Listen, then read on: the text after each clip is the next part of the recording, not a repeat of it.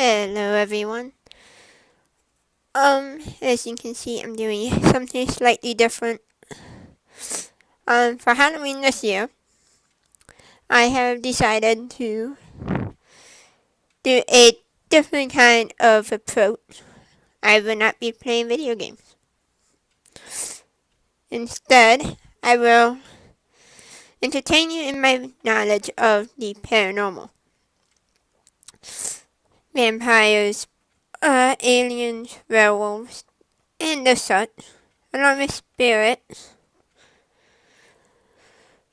I have books, I have certain topics that I would be covering that I would need to look up online. It'd be fun. But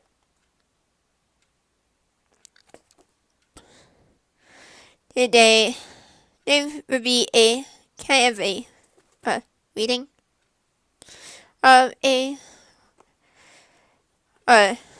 ghost story, pretty much. And where I'm taking it from is the road guide to the 200 locations by Chad Lewis and Terry Fisk. So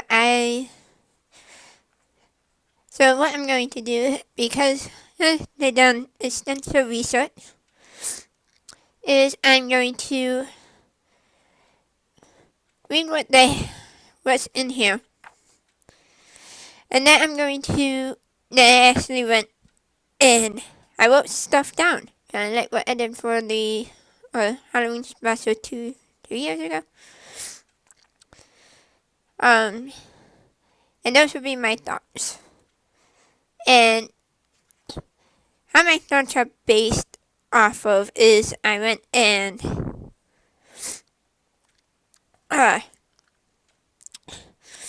I was reading through the chapter of the location, I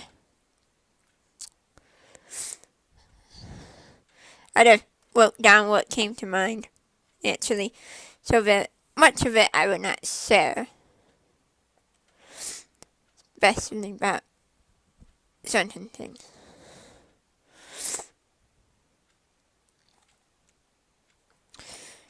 Out of respect for the dead and whatnot.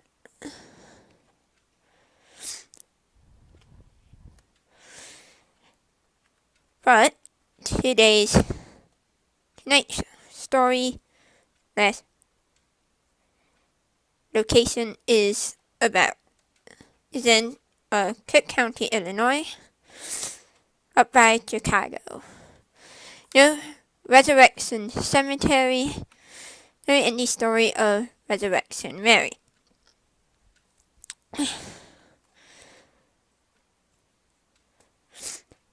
Now this is taken down in like sections, so I will tell you the sections that it's in, and then yeah. I'm stalling. Alright, so Resurrection Mary, the lore of it is our first section. Yeah, I would probably not read my notes. But other than like one.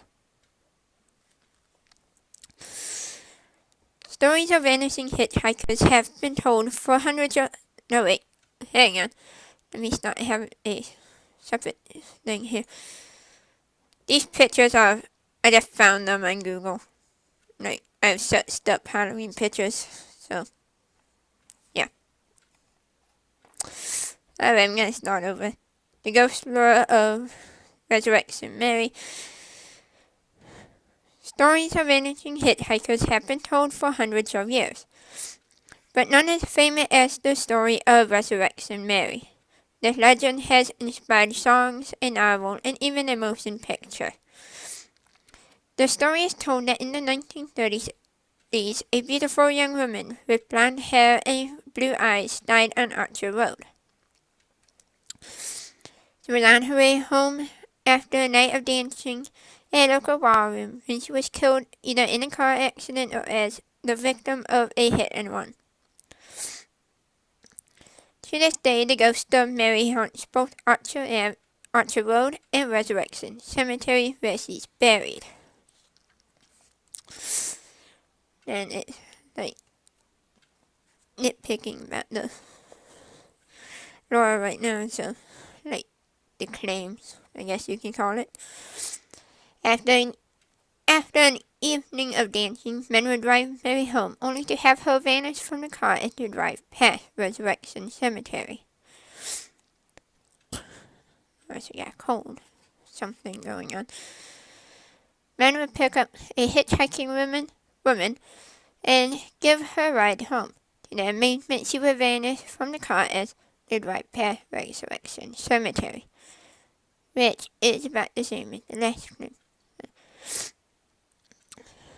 Motorists driving past Resurrection Cemetery they accidentally strike a young woman who knocks out in front of the cars, but the body is never found.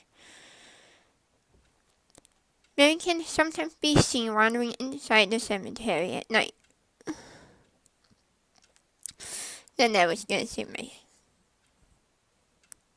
notes later, but actually what I said was not in my notes.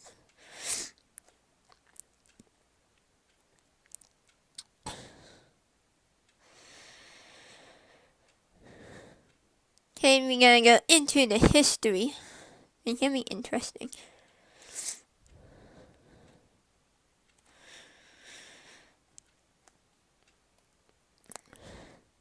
In 1904, Resurrection Cemetery was consecrated. I believe that means put up. I'm not grabbing your dictionary to find out. In 1927, Anna Mary Nurkas was killed and buried in Resurrection Cemetery.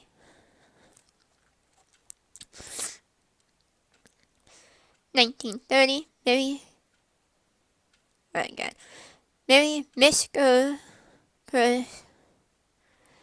Miskowski was killed by a hit-and-run driver and buried in Resurrection Cemetery.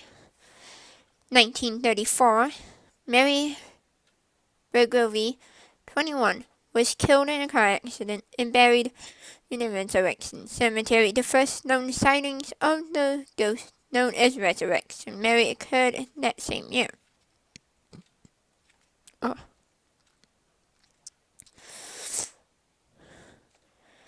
1939, Jerry V. Paulus encountered Resurrection Mary. And I'm butchering some of the names here, so. 1973, Resurrection Mary was encountered at Harlow's nightclub and Chet's Melody Lounge. 1976, the bars to the Resurrection Cemetery gate were found pulled apart and bent. 1994, the story of Resurrection Mary was featured on Unsolved Mysteries.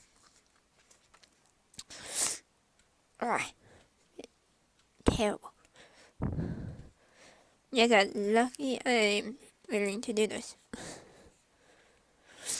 No, I don't really know who or really cares what I do. Oh well. Alright, into the investigations, the sightings. In 1939, a man named Jerry Paulus, that's the years he was alive, 1914 to 1992, was at the Liberty Grove Hall and Ballroom at Brighton Park. He considered himself to be something of a ladies' man and asked an attractive blue-eyed, blonde-haired girl to dance. They danced together for most of the evening. She told Paulus her name was Mary. Paulus later recalled that she wasn't very talkative and her hands were cold as ice.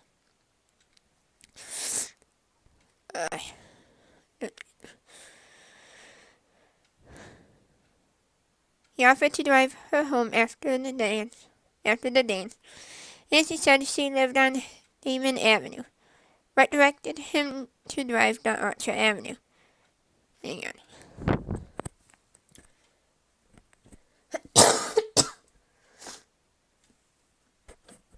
Sorry about that. As they passed Resurrection Cemetery, she asked him to stop the car. Whereupon she got out of the vehicle, walked towards the cemetery gate, and vanished before his eyes. The next day, he drove to the address on Damon Avenue, and Mary's mother answered the door, and explained to him that Mary had died 5 years earlier. She showed him a picture of Mary, and he recognized her as being the same girl with whom he had danced the night before. He had previously worked in a funeral home, and it was at this point that he realized why her hands had been ice cold to the touch. It was the touch of a corpse.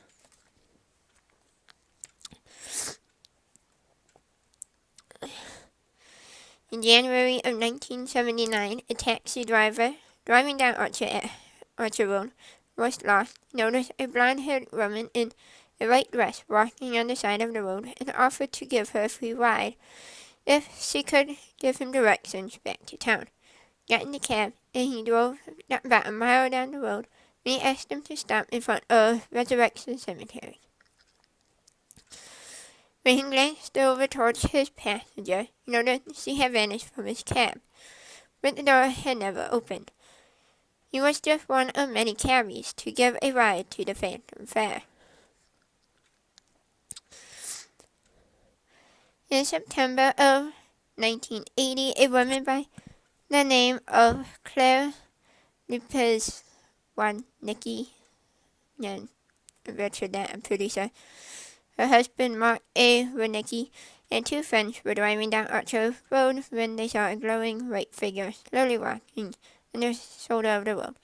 As they passed her, they looked back and noticed she had no face, just a black hole.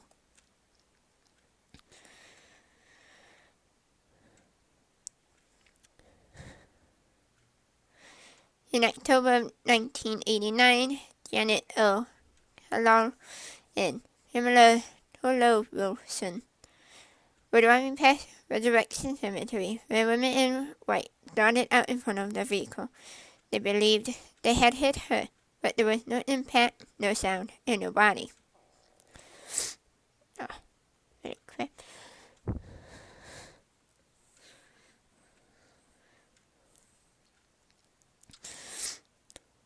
She is the description of Resurrection Mary. She is described as a young woman between the ages of 18 and 21, with blonde hair and blue eyes, wearing a long white ball gown and dancing shoes. In some accounts, she wears a thin shawl. Now we're going to get to the point of the gate in the history. In 1976, the bars were bent.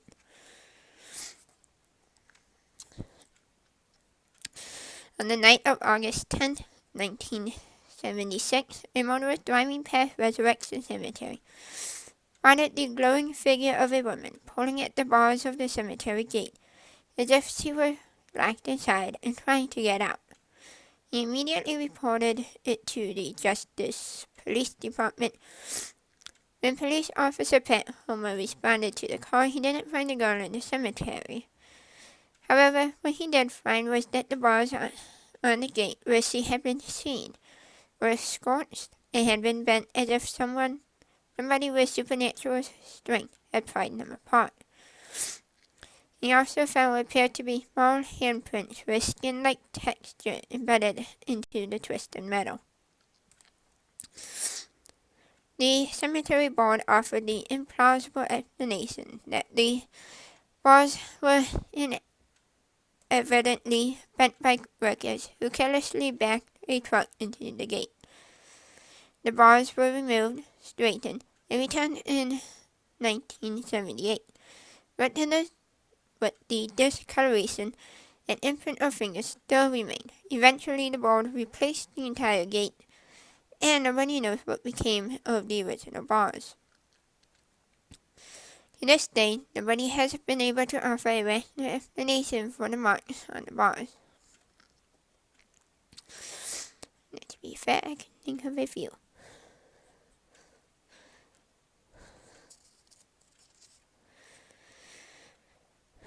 Alright, so who was Mary? There are several theories as to the identity of this woman. Over the years, several candidates have been suggested by researchers. Mary Bergovi, a 21-year-old Polish girl who liked to frequent the dance halls, was killed in an auto accident in downtown Chicago on March 10, 1934, and buried in her favorite gown in Resurrection Cemetery. I'm not giving her address, but her address was consistent with Jerry Potter's account. I have a respect people on this. I'm not going to give my addresses out. The problem with this is Mary had short dark hair and was buried in an orchid-colored dress. However, witnesses describe Resurrection Mary as having blonde hair and wearing a white dress. Moreover, this Mary died on Record Drive, not Archer Avenue, and it is not likely she was on her way to or from a dance hall.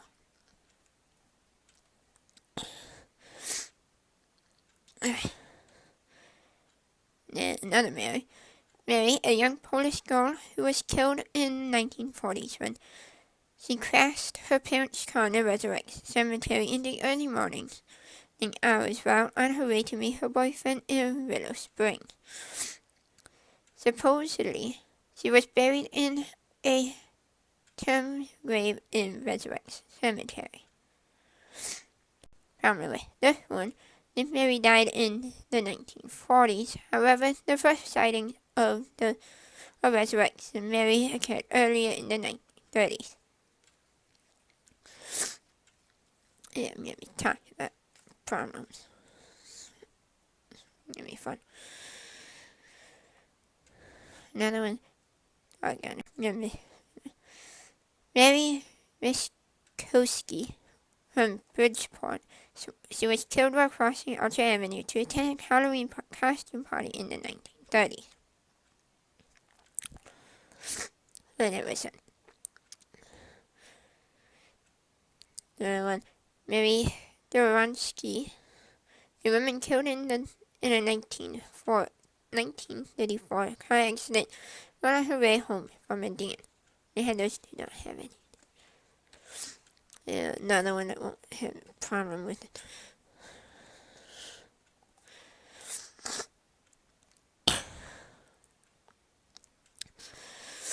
Mary, a girl who was killed in 1936 on Archer Avenue while on her way home from the O. Henry Ballroom. The black model, a sedan she was riding and collided with a farm truck. Right, and then no.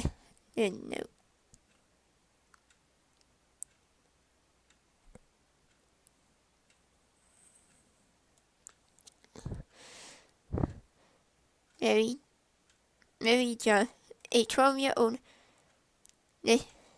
lesbian girl named Anna Nokas, who was killed in 1927. She was tall for her age, blonde, liked to dance, and was known by her middle name, Mary Jo, or Mary. For her birthday, her father took her to the O. Henry Ballroom. On the way home, they were in a fatal auto accident near Resurrection Cemetery. And the problem with this one, first Mary Jo was actually buried in St. Casimir Cemetery, although some claim she may have been temporarily interred in Resurrection Cemetery. Second, according to eyewitness accounts, Resurrection Mary was not a 12-year-old girl. She appeared to be somewhere between 18 and 21 years of age.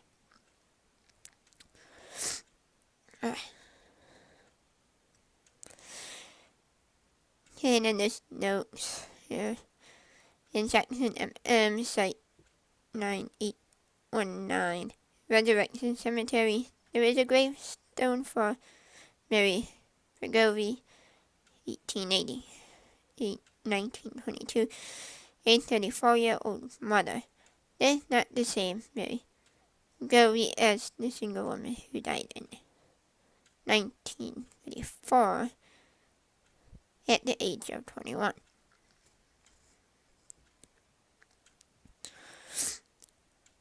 Comment on that. Almost done. After years of curiosity seekers, the cemetery has adopted the official position of not commenting on the legend of Resurrection Mary. The employees we spoke with upheld this policy, even though they helped direct us to several graves thought to be Mary.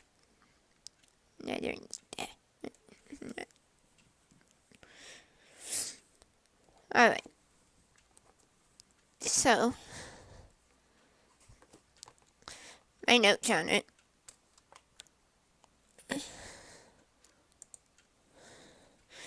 So my notes on the topic, I go back and rewind if need be. Because, if I start back the lore, then the one note that I'm going to say on this one is, why would you pick up anyone hitchhiking? I mean, yes, be nice, but they could also kill you. Like, it's not that hard.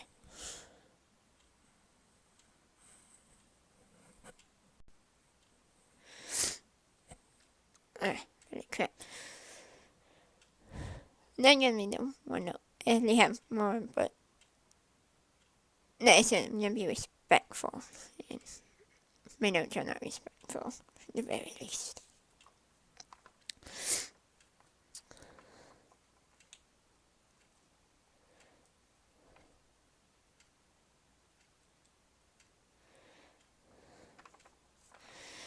So we're gonna move on to the history.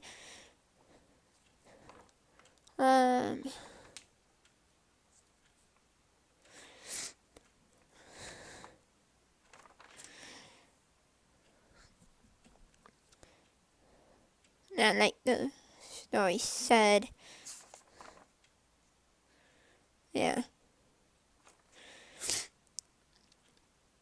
into the who Mary can possibly be, mixing it with the history, and then Mary noted maybe, but she did die in 1927, and so that would be very unlikely with the fact that, well, one, she was 12, so that problem pretty much did that.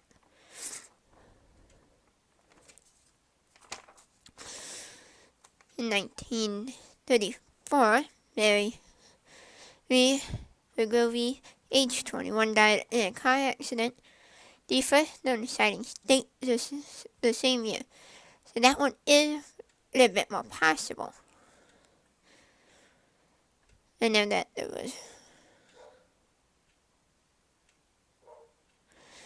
was a problem with that one too, but it's possible. I remember reading a story about a spirit that changed its appearance. Did I believe it's younger soul? I don't know. I don't remember that much.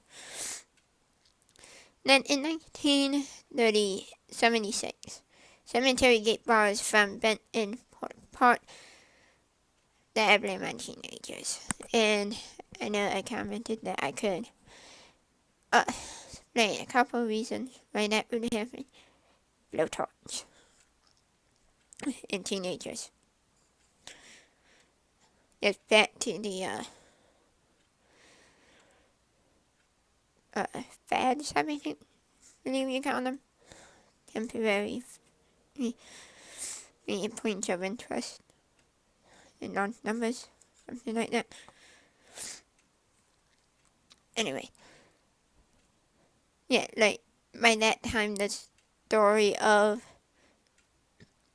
Resurrection Mary would have been started to be passed down. And I would not be able to explain the glowing apparition, but the bars I can, they could have been teenagers. Now, as I said, I would be very courteous, but I will say that Jerry Plus, you did not take notice of your date's hand being cold. And, like, yeah, I can understand you want to think of it logically, so, like, maybe she was just cold, but you didn't ask if she was, at least not from what. And then the note is kind of rude. Man was given the address, and I'm pretty sure that if I don't know about the 1930s, but I'm pretty sure they're getting a girl's address is like the equivalent of the cell phone number nowadays. Maybe, I don't really know. I don't talk to people that much. Although, because he was given the address, might have been one of those you don't share that with anyone, one kind of thing. But that I can also understand. And you that one run out for the night of September 1980.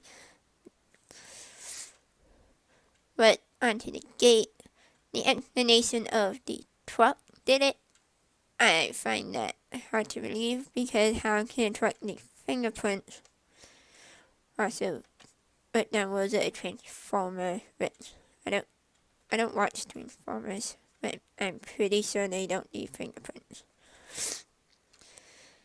Alright, then. With Mary, I commented on the ones that had problems. Like, why bring them up? I mean, yeah, it would be great to have that possibility. You know, like I said, there was a story where the ghost changed its appearance from when they died. So, like, I don't know. I mean, that would be something to look into. Again, let me write this down.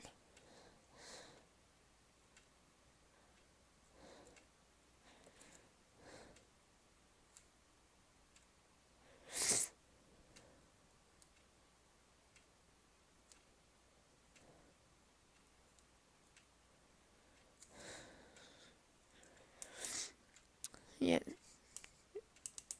Try that one. And then, yeah, and then I said there was a dare. I think I said there was a dare at the end of that one. I'm not gonna do that. And, yeah, I didn't write down. I think that's a dare. Yeah, I said that. I don't know if I said that or not. So that is my video. The video was on Resurrection Mary in Chicago. Yeah, well, down notes actually. Yeah, I said that. So, like I said, the book I got it from was the Illinois Road Guide to Haunted Locations by Chad Lewis and Terry Fisk. The pictures that were showing during the video, I literally just Googled those. I did not have time to do anything.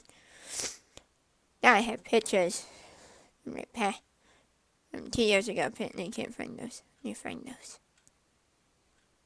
Might know what those are. Maybe. But anyways,